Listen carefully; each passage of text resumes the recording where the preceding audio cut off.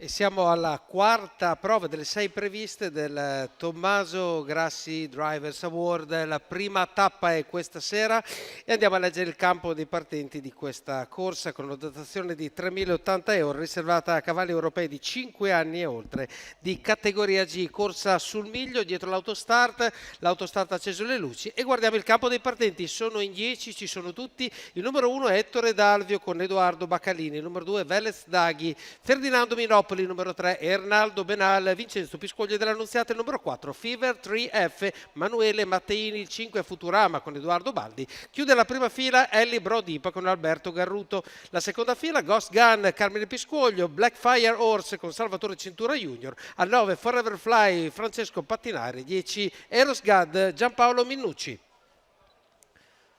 La macchina accelera. Si chiudono le ali e partono i cavalli, velocissima è Futurama che si mette già davanti a tutti, davanti al numero 3 di Ernaldo Benal con VP dell'Annunziata, prova a parcheggiare anche il numero 6 di Ellie Brodipa che prende così la terza posizione in corda. In quarta posizione rimane Ettore D'Alvio con Edoardo Baccalini, quindi le prime 4 posizioni della corda sono già definite. Qualcuno muove già all'esterno e andiamo a superare i primi 200 metri di corsa con davanti a tutti davanti a tutti il numero 5 di Futurama,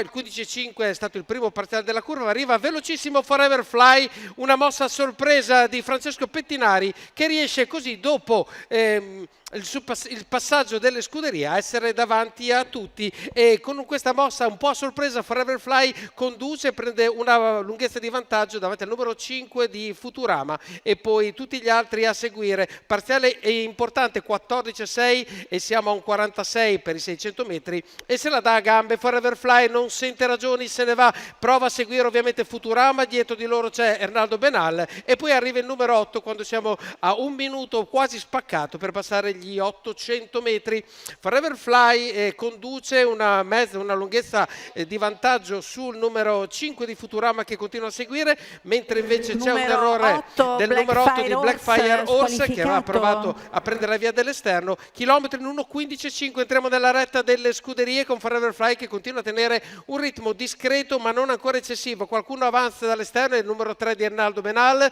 e entriamo nell'ultima curva dopo un 14.8 delle scuderie e sembra in controllo Forever Fly Francesco Pettinari, ma è lì vicino che attende Futurama e cerca di affacciarsi un po' a destra per provare a lanciare lo speed. Entriamo in retta d'arrivo con un 15.3 di parziale della curva, è assolutamente in controllo Forever Fly, deve solo tenerlo controllato. Francesco Pettinari segue Futurama, arriva fortissimo Ernaldo Benal, ci prova anche Ettore D'Alvio, vince con un po' di suspense alla fine il numero 9 di Forever Fly, 15.5 il totale, la media chilometrica, 2.05.4 il totale del percorso, chiude con un 15.2 Forever Fly Francesco Pettinari per Marco Bortolotti, per la proprietà della signora Ines Zagnoli, questo maschio di 5 anni da leggendario e Polis VIP.